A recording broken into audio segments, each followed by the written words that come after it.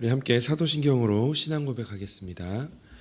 전능하사 천지를 만드신 하나님 아버지를 내가 믿사오며 그 외아들 우리 주 예수 그리스도를 믿사오니 이는 성령으로 잉태하사 동정녀 마리아에게 나시고 본디오 빌라도에게 고난을 받으사 십자가에 못 박혀 죽으시고 장사한 지 사흘 만에 죽은 자 가운데서 다시 살아나시며 하늘에 오르사 전능하신 하나님 우편에 앉아 계시다가 저리로서 산 자와 죽은 자를 심판하러 오시리라.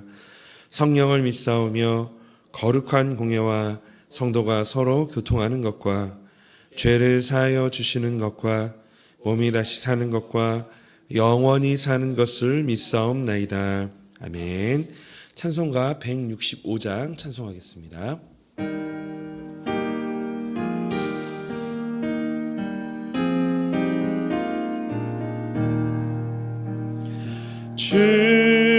주님께 영광, 다시 사신 주, 사망 권세 모두 이기시었네.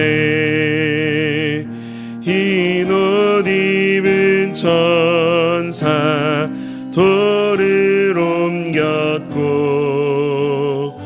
누우셨던 곳은 비어 있었네. 주님께 영광, 다시 사신 주, 사망 권세 모두 이기시었네. 부활의 주님 나타나시사 두려움과 의심 물리치셨네. 주의 교회 기뻐 찬송하여라. 다시 사신 주님 죽음 이겼네. 주님께 영광, 다시 사신 주, 사망 권세 모두 이기시었네. 생명의 임금, 영광의 주님, 주님 없는 삶은 헛될 뿐이라. 주의 사랑으로 세상 이기고 요단 건너 본향 가게 하소서. 주님께 영광, 다시 사신 주, 사망 권세 모두 이기시었네. 아멘. 하나님 말씀 함께 보겠습니다. 오늘 하나님 말씀은 신약성경 고린도전서 15장 1절에서 10절까지의 말씀입니다. 고린도전서 15장 1절에서 10절까지의 말씀 우리 한 절씩 교독하도록 하겠습니다. 형제들아, 내가 너희에게 전한 복음을 너희에게 알게 하노니 이는 너희가 받은 것이요 또 그 가운데 선 것이라. 너희가 만일 내가 전한 그 말을 굳게 지키고 헛되이 믿지 아니하였으면 그로 말미암아 구원을 받으리라. 내가 받은 것을 먼저 너희에게 전하였노니 이는 성경대로 그리스도께서 우리 죄를 위하여 죽으시고 장사 지낸 바 되셨다가 성경대로 사흘 만에 다시 살아났어요. 게바에게 보이시고 후에 12 제자에게와 그 후에 500여 형제에게 일시에 보이셨나니 그 중에 지금까지 대다수는 살아있고 어떤 사람은 잠들었으며 그 후에 야고보에게 보이셨으며 그 후에 모든 사도에게와 맨 나중에 반석되지 못하여 난 자 같은 내게도 보이셨느니라. 나는 사도 중에 가장 작은 자라. 나는 하나님의 교회를 박해하였으므로 사도라 칭함받기를 감당하지 못할 자니라. 그러나 내가 나된 것은 하나님의 은혜로 된 것이니 내게 주신 그의 은혜가 헛되지 아니하여 내가 모든 사도보다 더 많이 수고하였으나 내가 한 것이 아니요 오직 나와 함께 하신 하나님의 은혜로라. 아멘. 혹시 최근에 남들은 다 잘 사는데 나만 좀 뒤처지는 것 같다는 생각을 해보신 적이 있으신가요? 남들은 다 이렇게 잘 되는 것 같은데 왜 우리 가족만, 왜 나만 이러지? 어제 산 최신형 스마트폰이 몇 달 만에 이 구형이 되고 SNS에 올라온 타인의 화려한 일상을 보며 문득 내 삶이 초라해 보이는 그런 시대에 우리가 살고 있습니다. 세상은 끊임없이 우리에게 속삭이죠. 지금 가진 걸로는 부족하다. 더 좋은 것, 더 새로운 걸 가져야 해. 이렇게 우리는 늘 무언가 부족하다고 느끼는 이런 결핍의 공기를 마시며 살아갑니다. 놀랍게도 지금으로부터 2000년 전 고린도 교회의 성도들도 우리와 똑같은 결핍을 겪었습니다. 그들은 이미 세상에서 가장 완벽하고 영광스러운 복음을 받은 사람이었습니다. 하지만 당시 고린도를 지배했던 이 헬라 철학과 지식인들의 논리에 귀를 기울이면서 자신들이 가진 신앙이 어딘가 모르게 초라하고 부족해 보이기 시작했던 것입니다. 그 틈을 타 헬라 철학의 영향을 받은 일부 교인들은 이 몸의 부활 같은 소리는 미련한 것이다 라며 예수님의 부활을 그저 영적인 비유나 상징으로 치부해 버렸습니다. 신앙의 가장 단단한 기초인 부활이 흔들리자 그들의 삶도 도미노처럼 무너졌습니다. 이 내세의 소망이 사라지니 에이 모르겠다. 오늘 하루를 즐기며 살자 하는 이 방탕함에 빠졌고 교회 안에는 편을 가르며 싸우기 시작하였습니다. 이 심각한 영적 위기가 찾아온 것이죠. 오늘 본문에서 바울은 이처럼 흔들리는 성도들을 향해 이 15장 전체를 부활이라는 주제에 할애하면서 그들이 이미 들었고 믿음의 뿌리로 삼았던 이 예수 그리스도의 죽으심과 부활로 다시 돌아가야 한다라고 호소합니다. 그리고 오늘 끊임없이 새로운 자극과 결핍을 조장하는 이 시대를 살아가는 우리에게도 동일한 진리를 선포합니다. 너희가 이미 받은 것으로 충분하다. 복음을 굳게 잡고 있으면 그 복음이 너희를 구원할 것이다. 사랑하는 성도님, 신앙은 내 결핍을 채워줄 더 새롭고 특별한 무언가를 찾아 헤매는 길이 아닙니다. 이미 처음 받은 복음을 끝까지 굳세게 붙드는 것입니다. 오늘 말씀을 통해서 우리가 이미 받은 복음이 왜 우리의 인생의 전부이자 충분한 것이 되는지 함께 살펴보고 이 말씀의 은혜를 나누며 기도하는 이 새벽이 되어지기를 소망합니다. 우리 먼저 본문 1절 2절 말씀 함께 같이 읽어볼까요? 형제들아 내가 너희에게 전한 복음을 너희에게 알게 하노니 이는 너희가 받은 것이요 또 그 가운데 선 것이라. 너희가 만일 내가 전한 그 말을 굳게 지키고 헛되이 믿지 아니하였으면 그로 말미암아 구원을 받으리라. 아멘. 바울은 자신이 먼저 전했고 성도들이 이미 받았고 그 위에 서 있는 그 복음을 다시 한번 이 고린도 교회 성도들에게 상기시킵니다. 여기에서 받았다는 이 단어는요, 이 헬라어로 파랄람바노입니다. 단순히 지식을 배운 것이 아니라 대대로 내려오는 생명의 가업을 전수받았다라는 뜻이죠. 즉 복음은 우리가 필요할 때 꺼내 쓰는 도구가 아니라 우리 존재를 규정하는 거룩한 유산이라는 의미입니다. 그러므로 받은 복음을 헛되이 믿지 않고 그 말씀을 굳게 지킬 때 구원은 완성되어집니다. 그런데 문제는 복음을 모르는 것이 아니라 알면서도 다른 것에 마음을 빼앗기는 것입니다. 혹시 우리 성도님들 어려울 때 가장 먼저 붙드는 것은 무엇인가요? 가장 먼저 생각하는 것은 무엇입니까? 환경보다, 감정보다, 이 세상의 가치보다 복음이 더 큰 진리임을 붙드는 사람이 흔들리지 않습니다.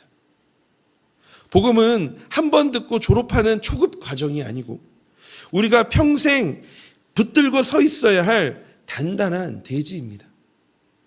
다른 새로운 가르침에 미혹되지 않고 처음 받은 복음을 바르게 알고 지키는 것이 구원의 길임을, 우리가 흔들리지 않는 길임을 믿으시기를 소망합니다.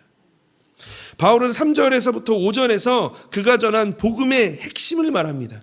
우리 3절부터 5절까지 말씀도 우리 한 목소리로 한번 읽어보도록 하겠습니다. 내가 받은 것을 먼저 너희에게 전하였노니 이는 성경대로 그리스도께서 우리 죄를 위하여 죽으시고 장사 지낸 바 되셨다가 성경대로 사흘 만에 다시 살아나사 게바에게 보이시고 후에 12 제자에게와. 아멘. 바울이 전한 복음의 핵심은 바로 그리스도께서 우리 죄를 위하여 죽으시고 다시 부활하신 것입니다. 여기서 중요한 표현은 성경대로입니다. 성경대로. 주님의 죽으심과 부활은 어쩌다가 우연히 일어난 그런 사건이 아니라 인류를 구원하시기 위한 하나님의 영원한 계획과 약속의 성취였습니다. 예수님은 우리의 죄를 대신해 십자가에서 완전히 죽으셨고 죽음을 깨뜨리시고 육체로 다시 살아나셔서 게바, 즉 이 베드로와 다른 제자들에게 보이셨습니다. 이는 그리스도의 죽음과 부활이 역사적인 사실임을 증명하는 객관적인 증거입니다. 오직 눈으로 보고 손으로 만져봐야 믿는 현실적인 세상에서 여전히 그리스도께서 부활하신 소식은 어찌 보면 정신 나간 소리로 들릴 것입니다. 그러니 이 성경의 진리를 마음속 깊이 새기지 않는다면 무수한 은사와 영적 체험이 있더라도 문제 앞 이 결핍의 상황에서 우리의 신앙은 쉽게 흔들리고 말 것입니다. 우리 다시 이 고린도전서 15장 3절에서 5절의 말씀을 세 번역으로 다시 한번 읽어보도록 하겠습니다. 시작. 나도 전해받은 중요한 것을 여러분들에게 전해드렸습니다. 이 말씀이 없는 것 같습니다. 제가 한번 읽어드릴게요.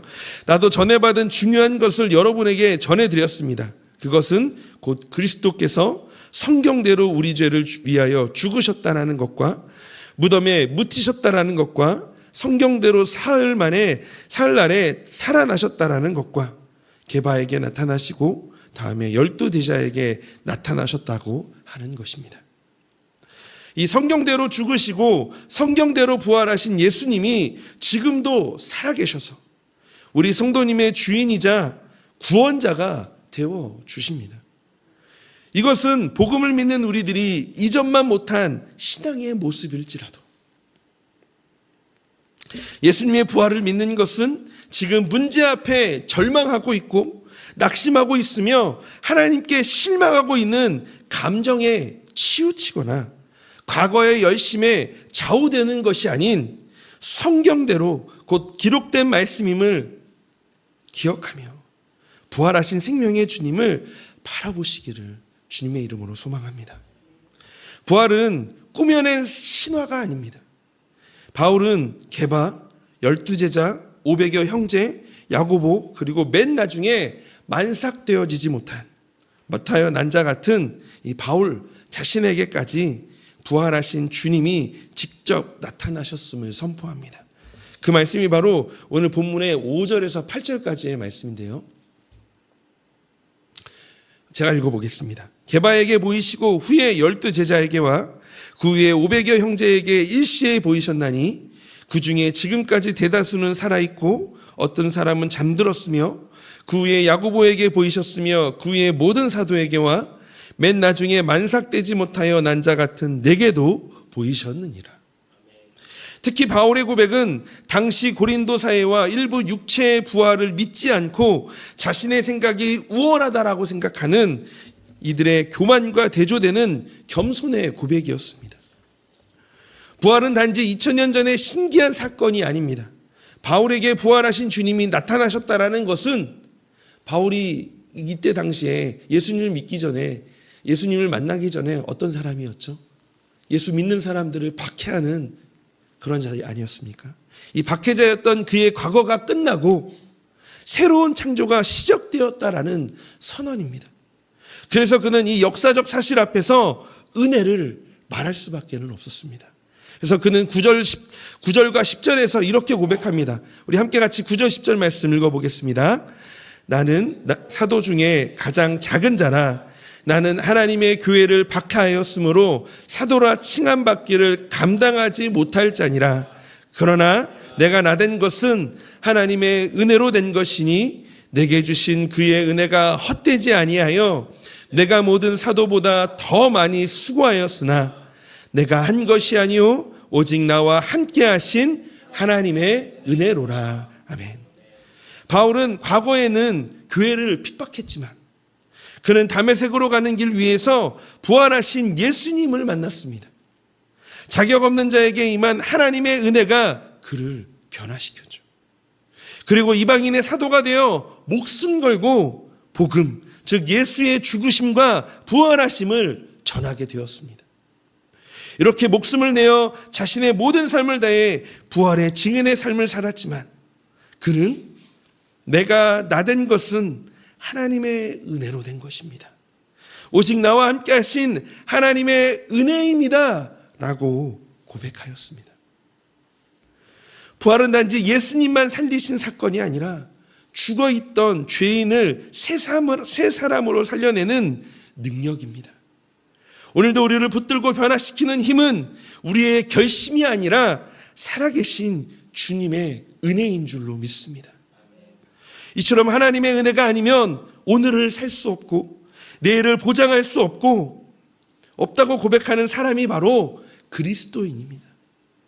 은혜를 아는 자에게 복음을 위한 수고는 짐이 아니라 기쁨이요 영광이 되어집니다.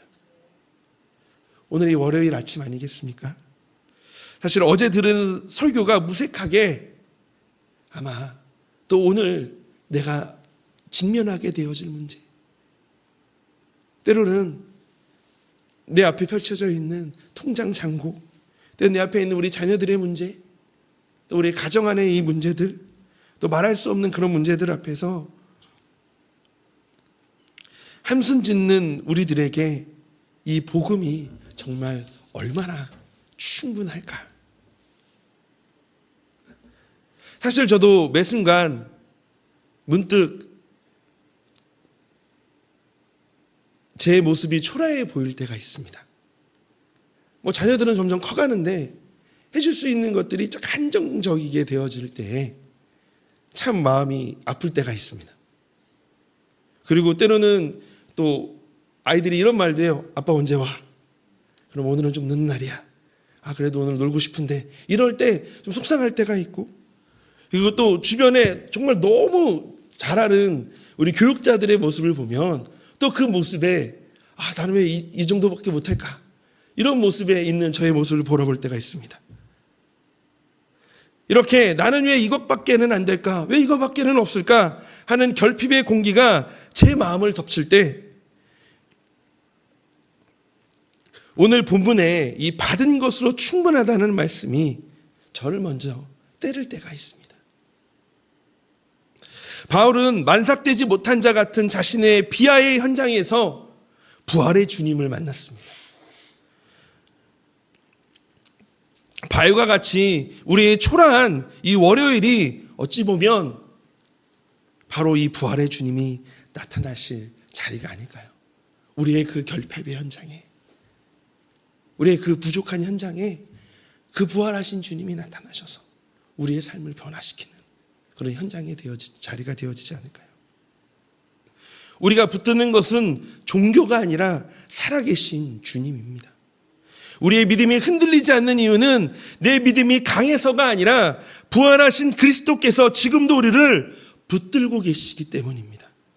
그러므로 성도의 확신은 자신의 신앙 수준이 아니라 부활하신 예수님께 있습니다. 오늘날에도 수많은 사상과 가치관이 우리를 흔들죠. 세상은 끊임없이 새로운 것을 찾으라라고 말합니다. 그러나 바울은 처음 받은 복음을 굳게 붙들라라고 말하고 있습니다. 우리에게 필요한 것은 새로운 복음이 아니라 복음을 새롭게 붙드는 것입니다. 십자가와 부활, 죄인을 위한 은혜, 살아계신 예수님, 이것이면 충분합니다. 우리 인생을 끝까지 붙들어 줄 것은 세상의 지혜도 성공도 경험도 아닙니다. 부활하신 예수 그리스도만이 우리의 소망이며 구원의 전부가 되어 주십니다. 그러므로 오늘도 복음 위에 굳게 서시기를 바랍니다. 받은 것으로 충분합니다. 그 복음 안에 구원이 있고 우리의 진정한 평안이 있고 영원한 생명이 있습니다. 이 복음 위에 굳건히 서서 부활하신 주님 한 분으로만 만족하시며 그 안에서 참된 승리를 경험하시는 우리 성도님의 하루가 되시기를 주님의 이름으로 축원합니다. 우리 함께 오늘 말씀을 붙들고 같이 기도했으면 좋겠습니다.